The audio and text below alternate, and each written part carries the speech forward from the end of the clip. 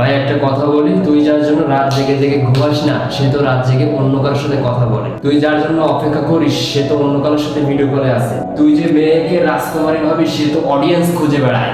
প্রেমিক নয় ভাই, মেয়েরা শুধু এখন অডিয়েন্স, ভক্ত আর এন্টারটেইনমেন্ট চায়। তুই যে মেয়েকে রাজকুমারী বানায়, সে তো অন্যের সাথে নিজের শরীরের গল্প করে।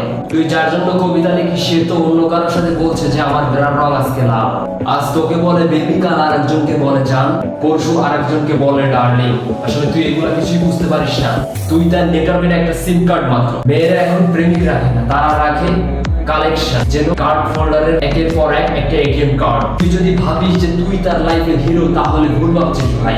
কারণ তার ফোন বুকে অলরেডি 10 জন হিরো রেডি হয়ে বসে আছে। যে মেয়ের মোবাইলে ইন্টারনেট আছে, সে মিনিমাম 4-5 জায়গায় সেট। একজনকে রাখে বেস্ট ফ্রেন্ড, অন্যজনকে বানায় জিগার, অন্য একজনকে বানায় ব্যাকআপ, আরেকজনকে বানায় ইমোশনাল সাপোর্ট। তুই ভাবিস সে তোকে ভালোবাসে? আসলে তুই তার লিস্টের একটা নাম মাত্র।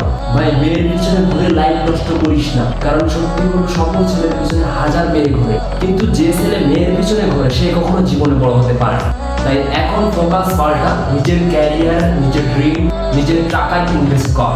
কারণ একদিন যখন তুই বড় হবি, যেদিন তোর নাম, যেদিন তোর টাকা, যেদিন তোর ভ্যালু থাকবে, সেদিন মেয়েরাই তোকে খুঁজে বের করবে। মেয়ের নয় ভাই, সফলতার প্রেমে পড়। কারণ সফলতাই আসল গার্লফ্রেন্ড, বাকি সবই এন্টারটেইনমেন্ট।